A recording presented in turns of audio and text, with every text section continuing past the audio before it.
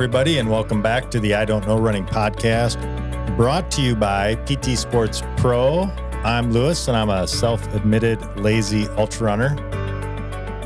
And less of a beard. What do you mean? Still very weird. Yeah, exactly. And I'm Mitch, and I had a really good cup of coffee today. I did too. I'm Terrence Rubin with PT Sports Pro, bringing you the You Don't Know What You Don't Know episode of the I Don't Know Running podcast. And I'm David DePrado, physical therapist, here in the brand new PT Sports Pro office. Dave, I got to ask, you have said Dave, and you just said David. I know several Dave/Davids, and they seem very particular about being called. They're one of the, I'm lumping you in, but they're one of the few that say I am Dave or I am David. Isn't that a movie title? Is it? Dave's not here. Do you go by I am Dave. either? I do typically go by Dave. Okay. Yeah. Okay. Yeah. I mean, I sometimes try to formalize it from time to time, but Yeah. I'm okay with either for sure. I just had, that's who it was. It was who did Fifth Third Riverbank Run. Russ and Dave, I think. I didn't meet the You didn't guy. meet them, but we just had them on, and Was it oh Dave my goodness, from the Y? First name Is and Dave last Leggett? name, Dave? Dave. It was David Dave. No. That'd But be weird. he goes by Dave. Oh my goodness. I hope I'm not Like messing strict. that up. Well, I asked him I posed the same question to him because I know like 2 or 3 other Dave/Davids. And they, again, very particular because I have called them the other, and they'll actually correct me like, no, it's Dave. I'm like, okay.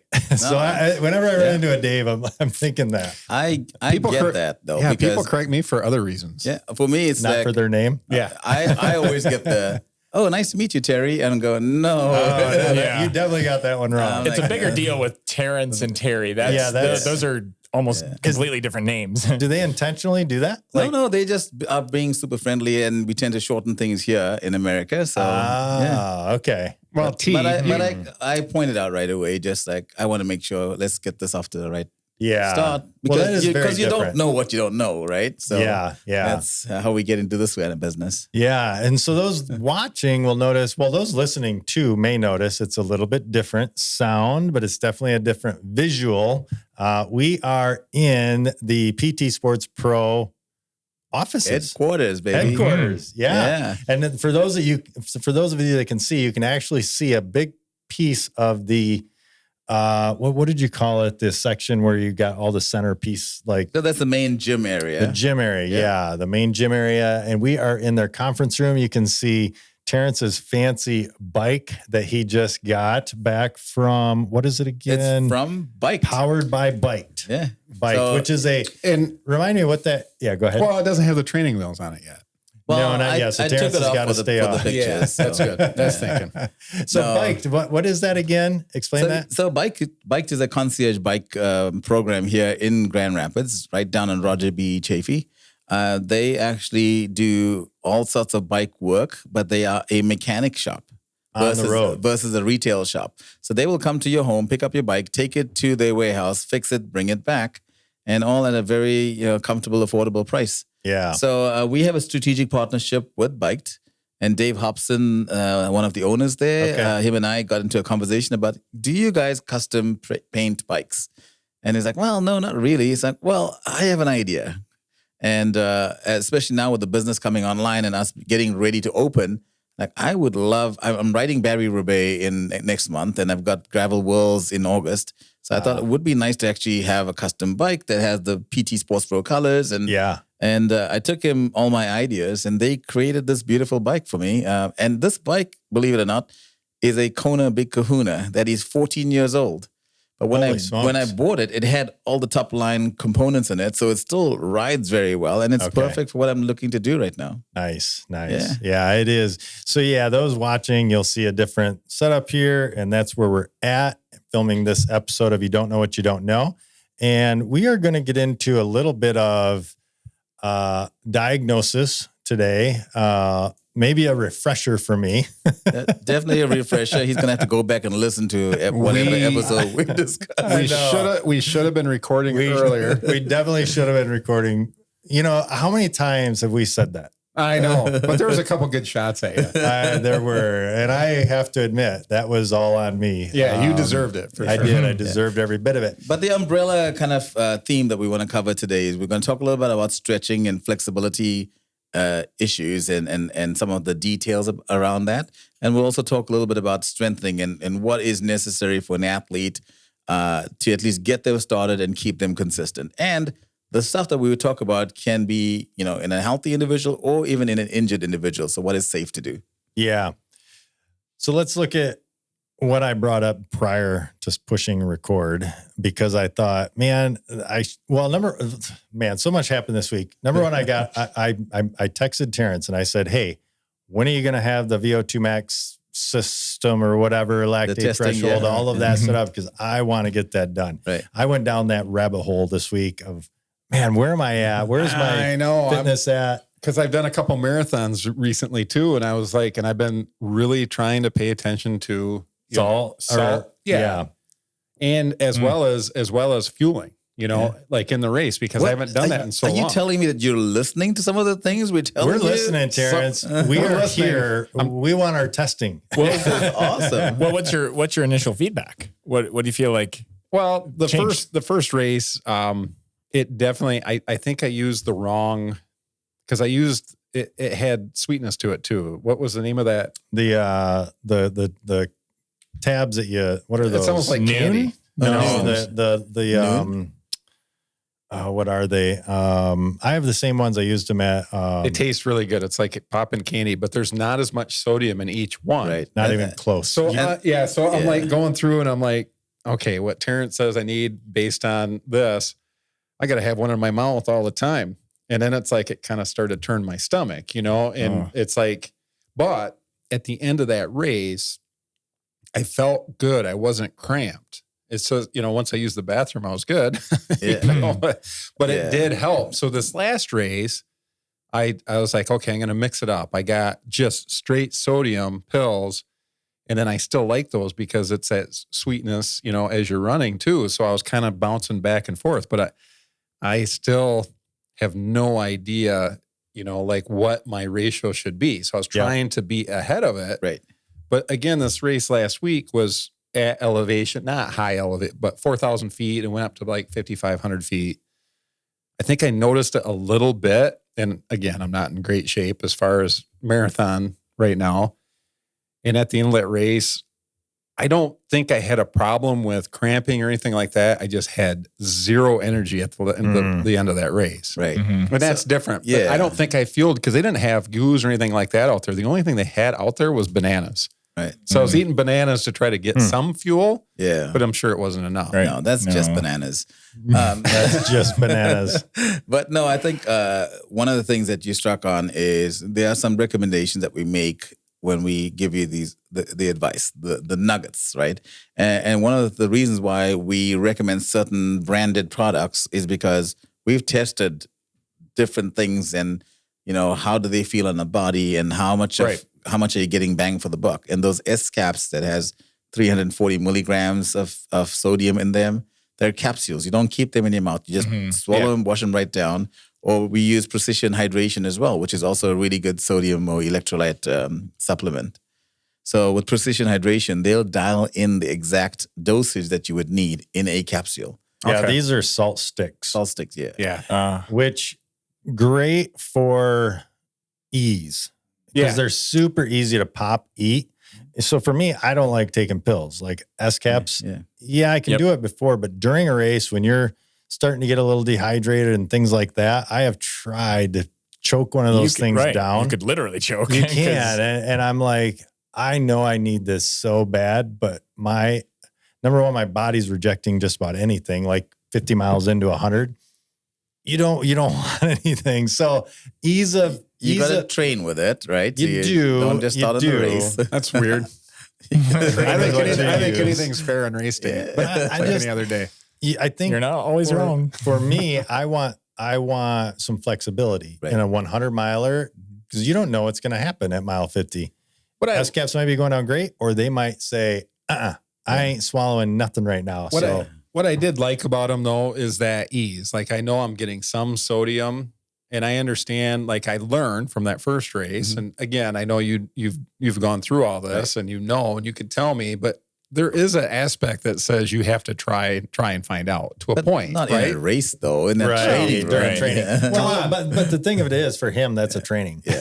Well, and so and to your point though, so we covered the Midwest Everest Challenge last year. You know, it's what was 29,000 foot of elevation. Basically the same as Everest, 30 years, right? So Yeah. 36. Oh wait, did you just say it was the 29,000 feet? Yeah. the what's it called? Midwest Everest, Everest Challenge.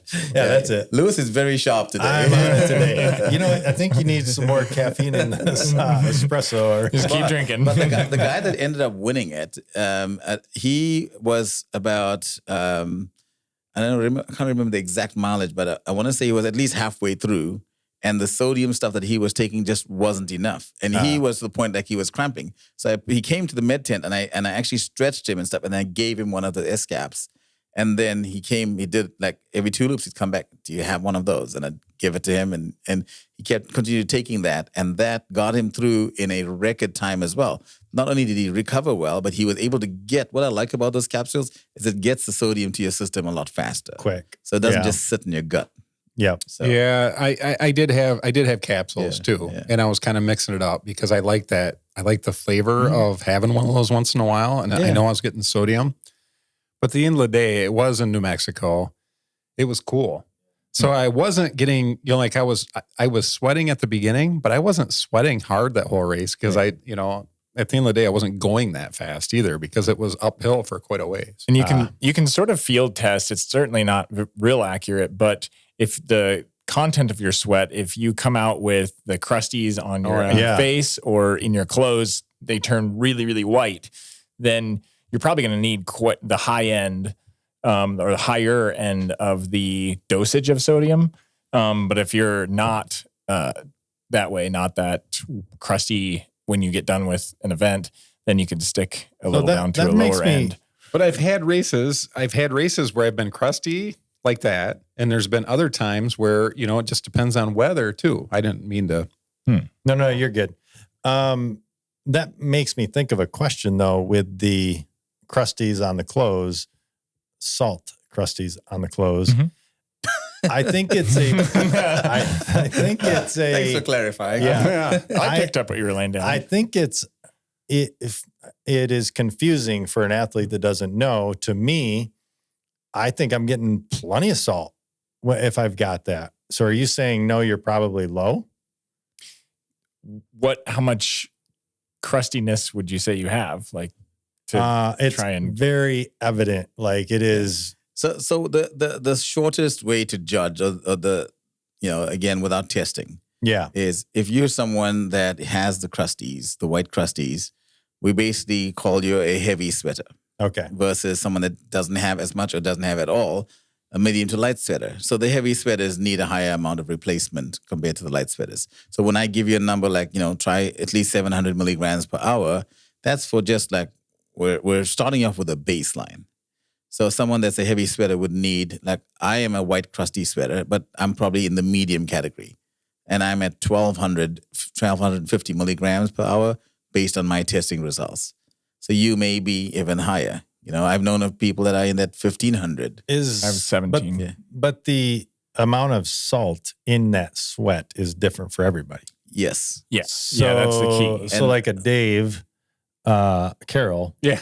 That dude David Carroll is like pouring this water out on the table sweat all the time, it seems like. In 5 miles, he'll leave footprints. But he might not have as much salt coming out in that, right? So you can be wet with sweat and you can be white with sweat. Right. Okay. Yep. Yeah. Because he is not white, but as much as he sweats. Oh my gosh, man. You wouldn't know. I mean, it might be filtering like so much. Right. And those guys have to be concerned about dehydration. Yeah. Right? Because then they're losing a lot of liquid. You got to get the liquid in. Yeah. He's kind of the other side of the story where he wouldn't want to just take capsules or just take something that doesn't include liquid, especially water with it. because that wouldn't really necessarily help him either. Right. Yeah, that makes sense. Yeah. And so just to clarify with our audience, when we're talking about sodium and intake, we're focusing on that, but to Dave's point, make sure you don't ignore your hydration status. That's why which you is get also tested. which is also a different, kind of recommendation or requirement based on your body size, type, heat, cold, that kind of thing. And that's why I love Precision, particularly because that'll give you kind of the amount of sodium per liter of water, kind of balance it with the fluid to help you. But then with you got to that. carry. I mean, depending on the race, sometimes, I suppose. Yeah. depending on the race. They have a couple of different products as well. They have solubles, they have capsules. Yeah. Yeah, and depending on the race setup too, because like you look at a Boston or any major, Right. it's every mile. They've got water every mile. Starting Well, a mile. I think but my though- point, like for that though, like if you're trying to bring your own hydration, your own, you got to carry that stuff. Oh, And I see what you're saying. some races you can't. Like Right. I know Yeah. Tokyo, you couldn't have a pack at all. Like they were. So Yeah. if you're trying to carry stuff, you don't have a lot of space for that. Right. So you want to Yeah. train with both. Understand what's on the course, what's provided. Mhm. yeah. I used to always have like concentrated product on me in my bottles or what have you. But I found that depending on the race, I may have to have just water. That way I can add any other product to water versus having a concentrated caloric product. And then I need more sodium and it's just like, it's too much in my system. Yeah, and I guess that comes down to the race. Like, I mean, at any given race, they can have whatever rules they want. They might have a rule of this is a marathon and you don't get to take any water. Like that's a stupid one. Right, but I'm right, just saying, if right. that's the rules of the race, that's the race you're signing up for. Right. So And- know what you're signing up for. And not just that, also know how to train for that particular race. Yeah. Not every marathon is not the same. Right, Mhm. right. And so the training is important. The focus is important. That is But- interesting though. There are races that you can't carry like a water belt even. Yeah. Yeah, this Yeah. seems a little crazy Really? to me. And I think that maybe that's just Wow. a security Yeah. thing where they're Yeah. trying to eliminate any potential things from coming on the Yeah. course. I don't know. That is a little odd. Yeah. So train accordingly. But before we go too far off this, yeah. It was a rabbit hole, It but was. I think it was a good one. Like, Yeah. we have to bring it back around. but- right? Yeah. Because I think Lewis had something very important to say to our listeners today. Well, yeah, no. My week this week, how did we even get onto that? It was Golfing. VO2 max. VO2 max and testing. Oh, I thought it was you didn't listen to the last instruction. No, I didn't. Well, the thing of it is, I do. I listen to every episode a lot. Trust me. And putting them together, I hear them a lot. You forget quickly. You know what's funny is I listen to them throughout, and then I post them, and then I listen to them on my next run to make sure, to listen through it and go, all right, everything came out okay. Like obviously that should be before, but I do try to make sure like it is coming through nicely and all the platforms and things like that. So I do hear the episodes a lot. This one must not have sunk in. So tell us what happened to you this week. So this Lewis. week, for those that have listened to the podcast for a while, know that I messed up a knee a couple of years back at Mohican. It has been almost 2 years. Nicole and I were going through this today because I was talking to her about it. 16, you quit it. You stopped at Was it mile? 16? Was it the first lap? Go back and listen to the podcast. Man, oh would you? man. Yeah, but I ended up getting 50 in, but I took it easy on it. It kind of went away, not an issue. But then when I started building the shed, going up and down ladders, it started to hurt it. Golfing. Well, here's the thing. This week, I bent over to get a tee. And in the process of doing that, I could feel it when I put pressure on that knee to bend over and grab the tee. It kind of like gave a little. And I went, oh, that was that same feeling in that tendon or ligament or whatever it is. And it hurt for a couple of days. So like going up and down stairs, I'd feel it again. And anytime I definitely put a little extra pressure on that right knee, I could feel it. And then thinking about like what we've talked about, what you told me on that podcast, like, oh, you should really go in and get it checked out. And I haven't. And then I start to get in this, well, we have talked about this before too. I just booked flights to go out to Western States. Western States to help crew for Brian. Now, here's the thing about that though. Regardless of my knee, Right. I'm going out to help Brian. So like, even if I couldn't run, I don't have to run to help Brian. So I do want to, Right. but anyway, I ran this week and it has gone away. Like it doesn't even, again, we talked about that, doesn't even hurt. So here's where we're at. I want to know, can I do some rehab right now to get me through the summer? Because I don't want to do this in the summer. I think a lot of runners probably go through this. Yeah. I don't want to mess up my summer for running. And I'm not asking you to diagnose it like, here, you know, this much information of this much information you should have, but tell me I'm okay and can I get through? What are some things that I should be doing? Maybe looking at stretching is one of them, maybe some strength training, some rehab type stuff that I can do. And can I or should I this summer? So I think when a patient normally brings up, I get these questions all the time, right? And so what I let them know is, it's because they want to know, okay, should I keep doing what I'm doing? But they don't want the answer of no. They don't want the answer of, hey, go and get that looked at.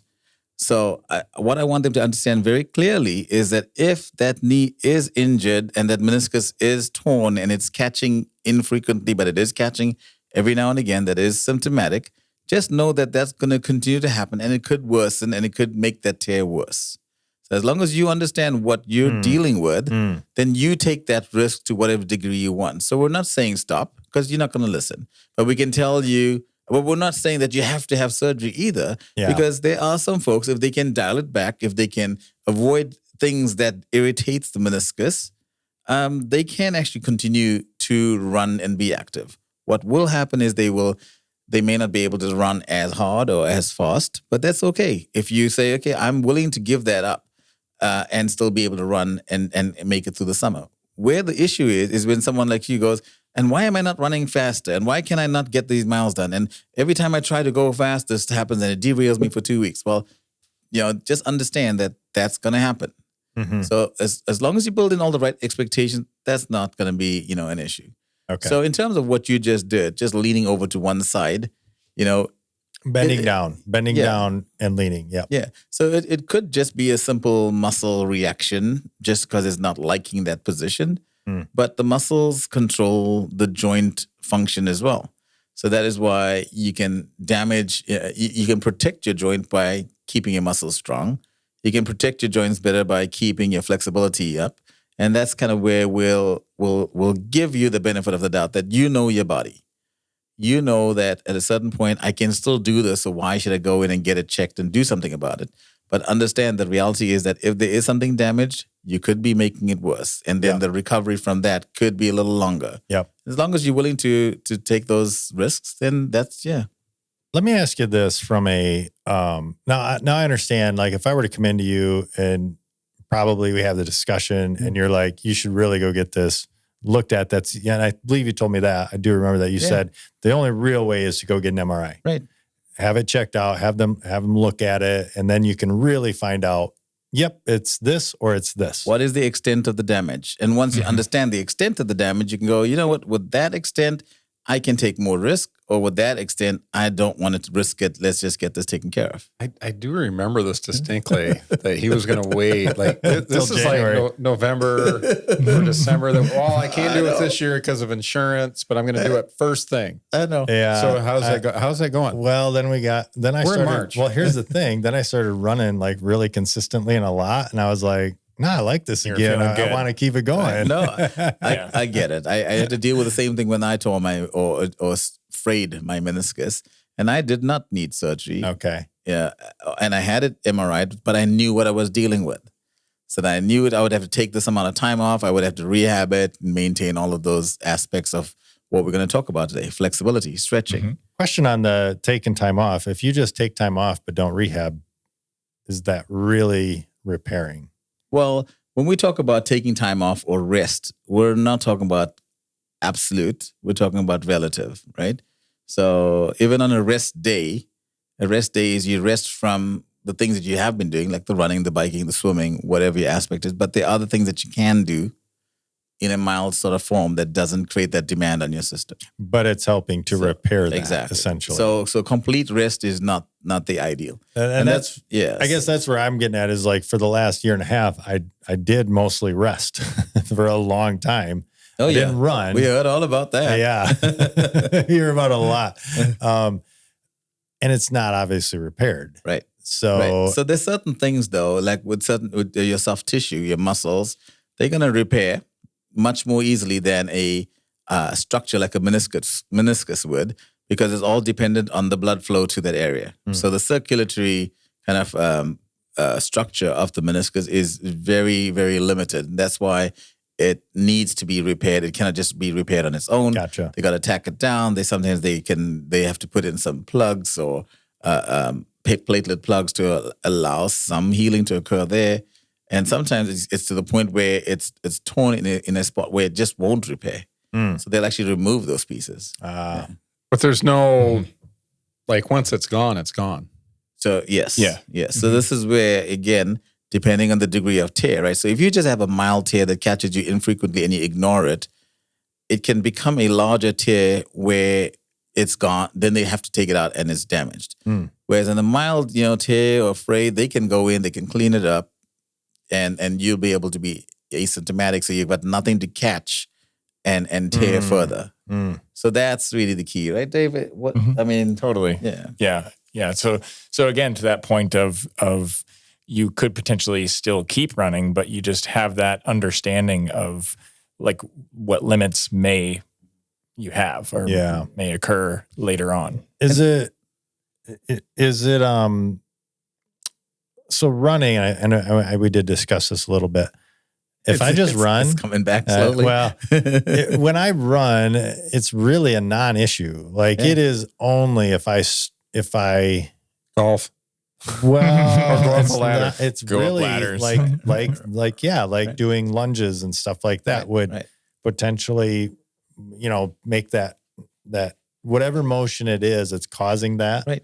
And this is where, again, understanding the anatomy of the meniscus, how it sits in that knee joint, will give you a much better idea as to why certain movements like, singular plane running, actually no problem. But if you're running on a track, just running in circles, that creates that torsion, that twist. That's what would irritate a meniscus more. Or trails where you're very uneven surfaces. Yeah. So. Okay. And two, like the extent to which your knee bends, for example, is a pretty key factor there. You can potentially run on the sidewalk or the road where you're going through a range of motion that isn't actually stressing what's injured. Right. And if you're not stressing what's injured, then you can run pretty pain-free. But if you do get to a point where you go up a super steep hill or something where you have a more deep amount of bend in your knee, then all of a sudden you stress that structure and the pain's back. Yeah.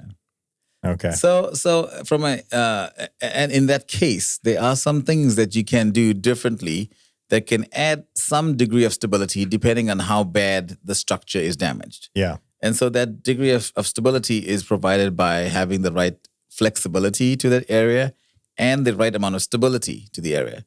So it's almost like flexibility and stability kind of work with each other synchronously. They're opposite sort of things, right? One creates less motion through stabilization, or we like to think about it as controlling the motion better. Yep.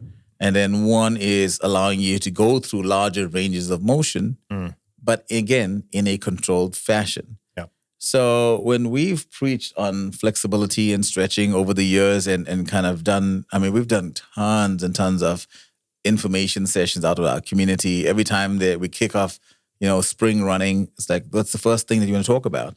But we thought just in the sequence of what we're trying to do with this podcast, starting with the core was key. Because if you don't know how to engage your core correctly, then anything that we're going to talk about today just doesn't make as much sense.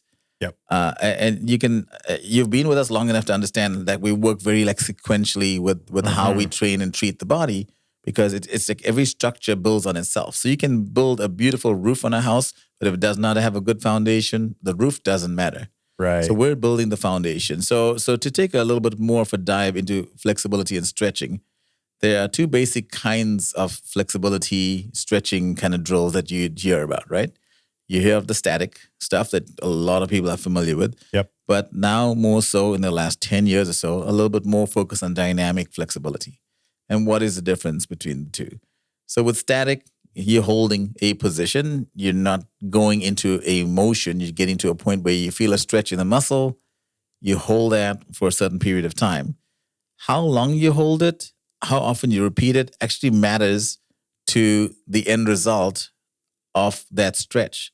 So here's the mistake that people make. They may understand the position, but they're not holding it long enough, or they're holding it too long, or they're not repeating it.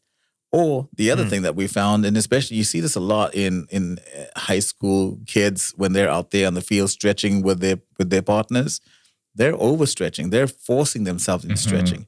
And the muscles have these Golgi tendon bodies, which is a receptor that fires up when it thinks something's going to be overstretched. And its response is to actually protect the muscle. So it actually tightens instead of relaxing the muscle.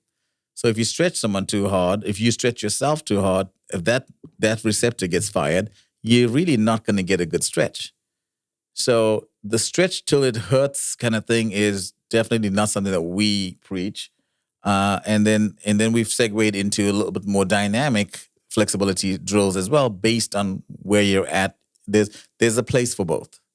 So on the static side, we're doing a lot more 30-second hold times. So we'll say get to the point where you start to feel the stretch in your muscle.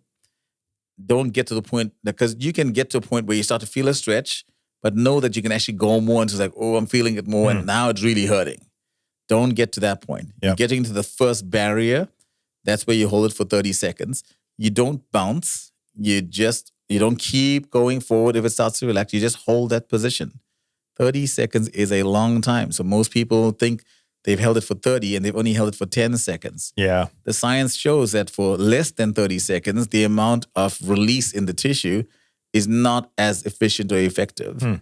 And more than 30 seconds is not significantly better to validate the longer time, which is where we've got to the 30 seconds. Gotcha. Because we're just going to that first barrier, we know that in the first stretch, you are going to get some achievement in your flexibility. So we add a second repetition where you can get a little further, because now your barrier is a little further. And then the third time you go that much further, because then you can get towards a larger range of motion. Yep. The big thing with that is then just based on that, why wouldn't you do it 5 times? Why wouldn't you do it 10 times? Because each time it'll go further into the barrier. But the point of flexibility and stretching is to prepare your muscles for the activity, right?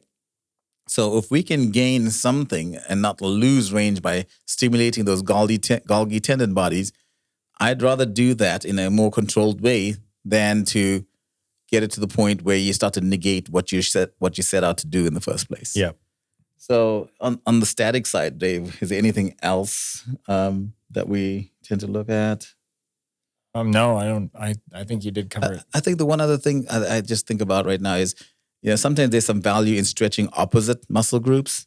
So if you stretch your hamstrings, then maybe stretch your quadriceps, because they both work synchronously opposite each other. And so even if you're stretching your hamstrings, your quadriceps will still sort of controlled engagement. So it's not like your body goes completely, loose.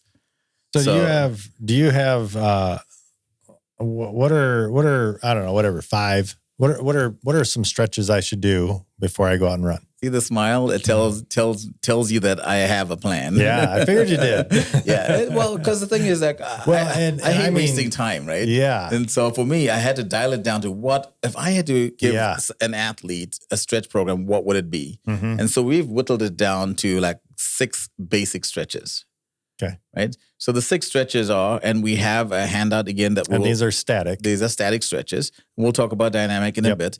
But on the static side, there are 6 basic stretches that we recommend, starting off with a calf stretch. And there's 2 positions in the calf stretch. It's a bent knee position and a straight knee position. The reason why you do 2 is because they address 2 different big groups of muscles. So with the straight knee position, you address the bulky higher part of your calf muscle, which is your gastroc muscle. With a bent knee position, you will address the lower part, which is the soleus muscle. Both muscles need to be stretched to add the Achilles flexibility and ankle flexibility that we need. but the instructions are a lot more in depth than that. So things like when you stretch, don't go all the way into a stretch position, get to that first barrier, make sure the heel stays on the ground, don't bounce, try to lean up against the wall and hold your body weight there so you can create the counterbalance, do each side. So is that different than if I stand on my stairs and drop? Yes. Oh, okay. But I do find that interesting. You've covered a couple times about not going too far or bouncing. And I think it's important to talk about that because with our culture, more is better. So if I can make myself hurt, it's got to be better. And what you're saying is no, that's not good. If you make yourself hurt, you're creating that like recoil effect where the musculature is going to protect itself and say, no, injury, contract. Right. But I think our culture really goes overboard on that. And there's the other side that we're kind of sissies too, where we don't want to stretch at all. Yeah. I own both of those things. And I think from a cultural standpoint, look east, right? What have they done over the years? Look at Tai Chi, look at yoga. What do they do when there's no rush? Slow there's and control. Exactly. Yeah. And so we could take a lesson from that. And to give our society credit, we are trying to figure this out. Yeah. And a lot more of us are doing more and are doing better. And so with the bouncing and with the stretching, the sustained stretch also helps the muscle to create memory patterns as to what is required to create the stretching. So if you bounce back and forth, you're using momentum to move it. There's no memory pattern that gets built up to say, here's what to expect when you go through this stretch. So I always feel like I have a conversation with the body, and I explain this to my patients as well. So, get into a position, you get your body, you ease into the position. You don't force into a position. You find that point where it's your first barrier, and you just relax your body and say, okay, now relax. Keep my body relaxed. Keep my head relaxed, my shoulders, my hips, my knee. Like you have to visualize it. You don't just try to rush through a stretch program. As with anything, if you're going to put in the time, the effort, do it right, you're going to get the value out of it. And I think when people do stretch, they just try to rush through because they're trying to get onto that next thing without making this be the thing that you are focusing on right now. So what is the stairs drop stretching versus the leaning up against the wall? So I'm going to talk about that in a sec, but let me cover the other ones before I forget to. Okay. Because we get sidetracked. Yeah. And so the other stretches for the legs that we'll do. So we've got the calf stretch, 2 positions. We've got a hamstring stretch, which a lot of people know that they put their foot up into a structure. They lean a little bit forward. You can stretch your hamstrings. The key there is you do not lock your knee out. The second thing is that you do not pull your foot back because we want to stretch just the hamstring. So if you lock your knee out, your knee is going to start to ache after a while, and that's going to limit you from actually creating the flexibility you need at the hamstring. If you pull your foot back, you're now stretching your hamstring and your calf. The whole point is to try to localize at least one group of muscles. Other muscles will engage, yes, but focus your stretching on one group of muscles. Yep. So this is where I think the value to the listener is going to be, okay, if I can focus on those little things, maybe I can have a more effective stretch. The opposite then of a hamstring stretch would be a quadricep stretch. So this is where you stand, you grab a hold of your foot, you pull your heel back towards your butt.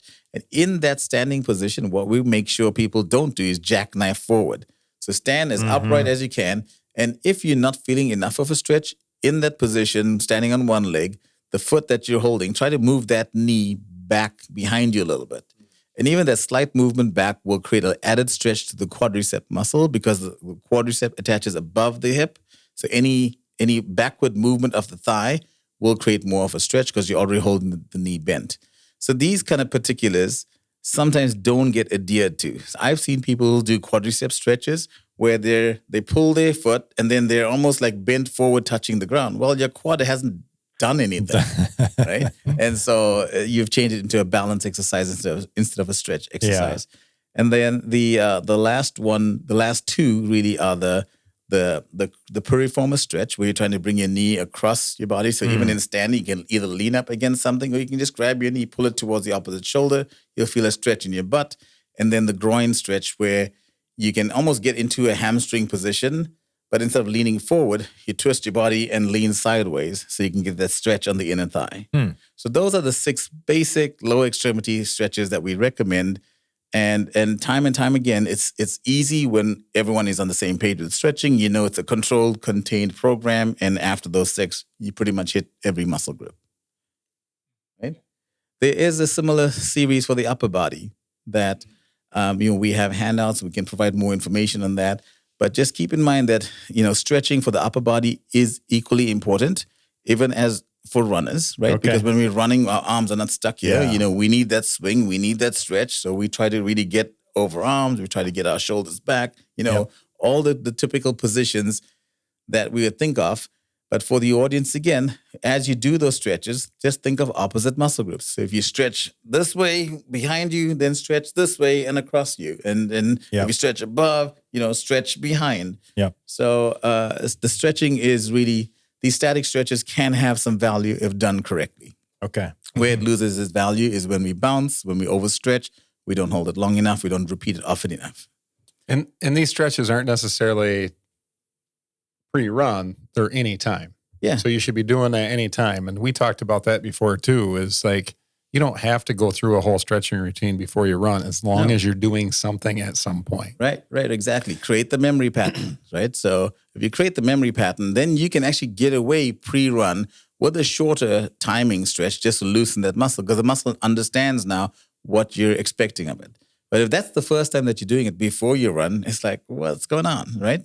Then you got to do the full routine. But now, even better, before the runs, we then segue into some of the dynamic flexibility. Yeah, that's what I was going to ask. Yeah. And so with the dynamic flexibility, we have, I think it's like 8 different drills that we do. And we try to do like 8 repeats of them because, 8 is enough, right? That's what the show says. If you're old enough to remember that, do you remember 8 is enough? It works. He's pretty young. I know. We won't even go into the bonanza round. Right. But no, with the stretching, with the dynamic flexibility, just for timing, from a timing standpoint, it's almost like 10 repeats tends to be too long. 4 or 5 seems to be not enough. So 8 ends up being that sweet spot. Tried it, tested it, it works. So we do things like hot feet, right? You're running on the spot. And I want you to get up and demonstrate that. I can totally do that, but this equipment is going to go flying all over the place. But as I talk it through, you could demonstrate. Yeah, exactly. I'd rather watch you. So we for dynamic flexibility, what I tell our patients and clients is you want to keep a space of 20 yards, right? Okay. 20 to 50 yards. So you'll start off with the hot feet, getting about 8 seconds or 8 repeats. Really quick on your feet, and then an easy jog to the opposite side. Repeat it, come back. Then we'll do things like ankle rolls, right? So hold your knee up at 90 degrees, hip up at 90 degrees, and you do ankle rolls in a clockwise position 8 times, counterclockwise 8 times. Do it on each side, and then you jog forward, repeat, come back. Then you can add things like over the gates. You bring your hip from the outside in, and you do that. 4 times on each side, jog to the end, 4 times on each side, jog back. Then you do the hip out where you start from the center, moving it outwards, doing that. So there's a sequence of very good drills. I always like to end with leg swings where you're holding on to partners or onto something and just swinging your leg loosely back and forth in a comfortable arc. So you're not trying to really overextend it or over push it back. And I find between especially the hip in, hip outs and the leg swings, if I'm getting ready for any event, any run, a 5K or a marathon, it really helps to just get my hips loosened up and set so I can then run more comfortably. And if you look at the guys at the front of the pack that are lining up, what are they doing? Usually those things. Exactly. Yeah. So take a lesson from the pros. Yeah. And we know how to do that. Yeah. So there are some very essential dynamic flexibility drills that also includes, lunges, karaoke's. But when you get karaoke, singing. Really? Yeah, no, it's a crossover, a grapevine sort of run. But when you start talking about dynamic flexibility, most of the athletes are not familiar enough with those. So that's why I don't want to overwhelm them with this crazy list. But understand again that we are working and getting those formats on our website, so you can download it. Clear instruction, or come into our practice and grab a sheet. Right. And that's what I was going to say. You do have these handouts. People can print them off. You'll have them on the website at some point, and that'll be cool. Help the masses, man. Right. Yeah. Yeah. So flexibility, I think, is really key in helping us prepare for our events. It allows our bodies, our minds, our joints, our circulatory systems to really rev up for, again, the expectation, which is explosive power, speed, dynamics, and then controlled long runs. What is the long term, like if I'm, let's say, doing a marathon and I've instituted a really good stretching practice for the last 6 months? What is that going to do for me 12, 13, 16 miles into the run? What am I going to notice? What am I going to feel? Am I going to notice that things aren't tightening, literally not tightening up as much? Like, what are some things that we're going to see or after the run maybe? Yeah. So I'll have Dave start that, and I can totally. Yeah. Well, I like to think about it actually as, first of all, any kind of pain can create compensation right off the bat. So if you may not be in pain right before you start the race, but if you start the race too quickly, you haven't warmed up properly, or your workouts too quickly, and you have just this slight bit of compensation because you have tightness that you haven't worked out at all. That compensation, meaning like an overactive muscle group, something happening just at a small amount, but over thousands and thousands of steps, right? You get to 16 miles into the event, and now all of a sudden you do have pain because that muscle hasn't really let go or desensitized from that tenseness that it has.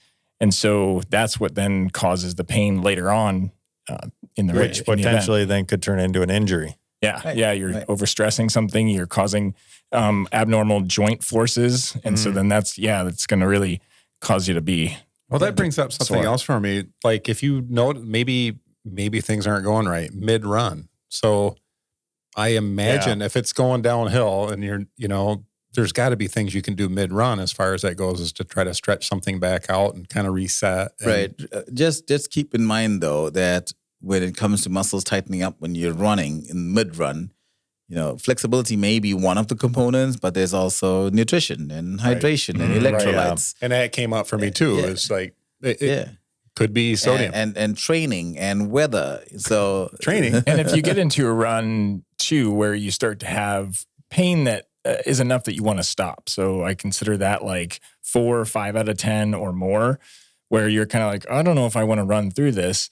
A lot of times the inflammation has started there. So you don't feel like you can stop at that point in the run and just sort of do a couple things and necessarily get through it. Sometimes you can, but don't expect that. Right. And keep in mind again, from to add on to what Dave just said, is the stretching, and also to answer your question, what does the stretching and flexibility give you as you get longer into your run that you otherwise wouldn't get? Right. And part of it is prepping the system. So you think about a car, right? You start it up. You want the fluids to go through the system before you drive it hard. Sure. Yeah. So you'll even start driving it a little slower initially, and then you pick up your speed, and that helps with the longevity of the engine. So in a similar way, flexibility and stretching has that impact on your body. If you do it, it'll allow you to start smoothly. Everything's operating efficiently. There's no compensatory patterns. Things aren't tightening up and locking you down as you get into the longer, distances. Your body is going to carry you pretty well if you've trained up to 6 to 8 miles. But once you get past that 6 to 8 miles, that's when you start to see how important it is, or the value of those other components: stretching, flexibility, nutrition, hydration, electrolytes. So this is why someone will say, but I don't really need to do that. Yeah, you can get away with the wrong shoes even with running for 6 to 8 miles. But that sweet spot is what we've noticed over the years of practice, that you start hitting past that mileage, and that's where it all falls apart, or it stays together depending on what you do. Yeah. And then as far as inflammation is concerned, it's like you're going to have inflammation every time we run or do something, right? Our bodies are designed to respond to heal our tissues through inflammation. It's that over-inflammation that becomes the problem, which is why, we've talked about this, or maybe I've mentioned it once before as well, when we covered the medical kits and what we provide to our athletes. That's why we don't start you off with like an ibuprofen. If you're like, oh, I think I'm feeling a little inflamed and maybe I need an anti-inflammatory. Of course you are. You're at mile 24. Right, exactly. And that we want the body's normal process to happen. So if we need something to manage pain, let's use ice, let's use stretching, let's use biofreeze, maybe a Tylenol, but not an Advil or an ibuprofen. So, gotcha. So keep that in mind, runners, as you're out there and you think, oh, maybe I should just pop some NSAIDs. Don't. Okay. Yeah, that's one area I am just don't know anything about. Like what I wouldn't know what to take. Like honestly, I don't. You don't know what you don't know, right? Yeah, and I got into a rhythm of taking ibuprofen during some 100s, and I don't think I probably needed them. I think it was all just because so-and-so is saying, yeah, I do this. I was just going to say that most of the time when we're doing those things, it's not because some medical professional told us to do it. It's because we saw our buddy do it and they actually said, oh, I felt so much better because I took Advil. Now, you don't know why they took it. You don't know how long they were taking it before. You don't know if they're managing an injury. We just get the higher level story. And so each individual has to really understand what their bodies are going through, how to prepare adequately, and then manage it, appropriately. Yep. Yeah. Well, I have to say that I did some planks and I did some stretching. All right. In the last 2 weeks. How about you, Mitch? I ran a marathon last weekend. How many planks? None. Oh, man. I did it with no planks. Who's listening to this podcast? Well, I didn't want to start. I didn't want to start just before the race. Oh, okay. Yeah. Well, you don't need to do it immediately before. No, he actually said you shouldn't. Well, you should do it on the days off. Right. And definitely not after because you've just worked it out. Did you listen to the podcast? I'm on this rotation where I recover and get ready for the next one. Yeah. Do we have to change the name to but you just don't do it? But you just don't want to know. Yeah. I am the test case dummy. Well, we all need that. And I think that's why I love talking about these things to you guys, because you bring the reality of things that we take for granted as clinicians that, do this. But if we don't have, quite frankly, the sort of dumb questions, we'll never be able to provide the answers. And quite frankly, we encourage questions. So we'll tell our athletes, there's no dumb question. Just ask the question. Let's figure out how we can help you be better educated. And if we have to say it repeatedly, that's okay too.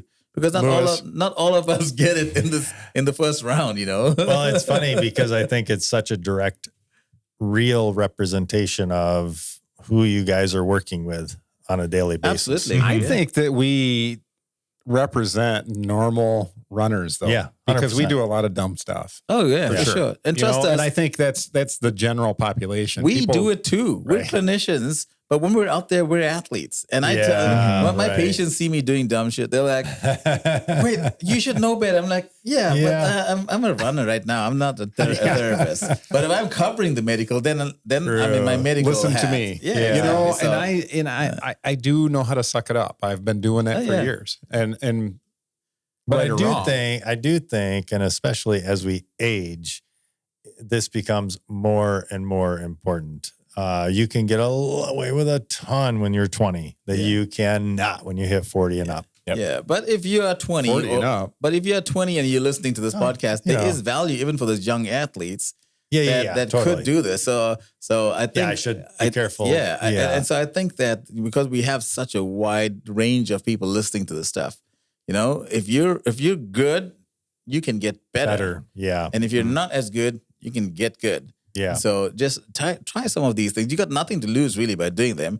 If anything, it opens up a bag of worms in terms of questions, and we're ready to answer them. But for me, I'm trying to come back around because I've gotten so complacent in what has worked, and I've backed off a lot of stuff that did work for me. And now I'm coming back around, and I'm actually asking about nutrition. That's why we've been talking, and I've been trying to put it into place to see how it does work for me when I am running. Like when I'm running a race, and I do run a lot of races. Yeah. And you are that test mule, right? So where, and again, we have a bunch of friends that are athletes that are racing almost every weekend. So every weekend is like a training run. So as much as we joke about, you should be doing that in your training. For you go out and run a marathon. That's sort of the training too, because you're going to just keep doing these things. but do, kind of try to factor in and experiment and see what your body handles, but understand the overlying picture of what you're trying to create, right? And pay attention to the differences they make. Yeah. And then share those stories. We've tried the things that we're teaching and talking about today. It has worked, but also we're clinicians. So it's harder to say, oh yeah, those therapists could say anything because they're therapists. But we encourage you to go and try the tools and tricks that we're teaching you, and you will find value, at least something. Yeah. Yeah. I don't think there's any question. It's just, for whatever reason, and I've had a buddy who's told me this before. He said, cut your run a mile short, use that time to stretch. Mm-hmm. It's going to make you better. Yeah. It just is. Yeah. And, so often we stand at the sidelines where we'll watch the runners come through and go, oh my gosh, how is that person even running?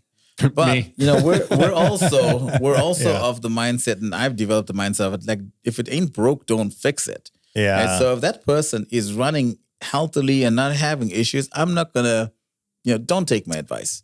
But you guys are bringing up things that is getting in the way and that is affecting performance. So let's take some advice and see what happens. Yeah. But I doubt that, like, I would, like, the person that isn't complaining about anything could still benefit. Absolutely. If they're not doing any stretching, Right. could still benefit. Yeah. Yeah. And I think this is where our programs, again, we've always geared it to around how do we help people that could benefit from every little aspect of what we do, whether we're treating them in the clinic, seeing them on the finish line, or somewhere in between. And this is that somewhere in between where we got to take care of the whole athlete, not just the injured athlete. So, have you ever seen an article or talked to an athlete that said, Terrence, I'm just too flexible? I've actually we have that. Really? Yeah, there's definitely athletes that are where it affected them. For example, like some of the dancers, some of the gymnasts.